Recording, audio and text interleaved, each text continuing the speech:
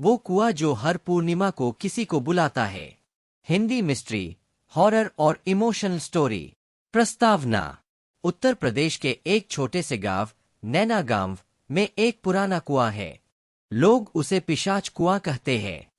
गांव वालों का मानना है कि हर पूर्णिमा की रात उस कुएं से एक औरत की रोती हुई आवाज आती है और जो भी उस आवाज की ओर जाता है वो दोबारा कभी नहीं लौटता।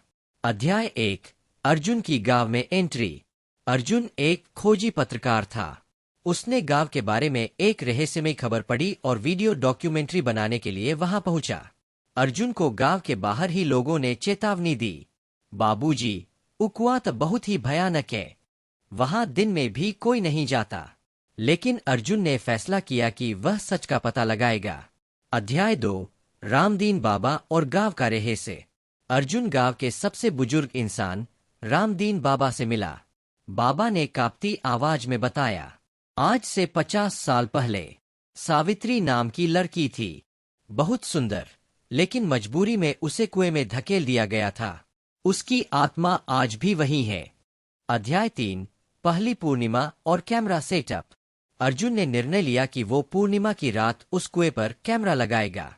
उसके साथ गई उसकी दोस्त राधिका, जो खुद भी एक रिसर्चर थी। कैमरा रात भर रिकॉर्ड करता रहा। आधी रात को अचानक एक औरत की चीख सुनाई दी। फिर राधिका गायब हो गई। अध्याय 4। कुएं में गूंजती आवाज।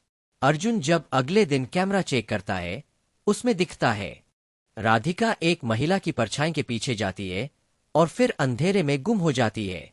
कुएं के पास एक आवाज आती है, मेरे अंत की गवाही चाहिए, नहीं तो हर पूर्णिमा मैं किसी को बुलाऊंगी। अध्याय 5। बाबा की सच्चाई और आत्मा की पीड़ा। रामदीन बाबा आखिरकार पूरा सच बताता है। मैं उस दिन का गवाह हूं। सावित्री से जबरदस्ती की गई थी और गांव के कुछ लोगों ने उसे पापिन कहकर कुएं में फेंक दिया। वो निर्दोष थी और अब उसकी आत्मा बदला चाहती है। अध्याय 6। अर्जुन का सामना आत्मा से।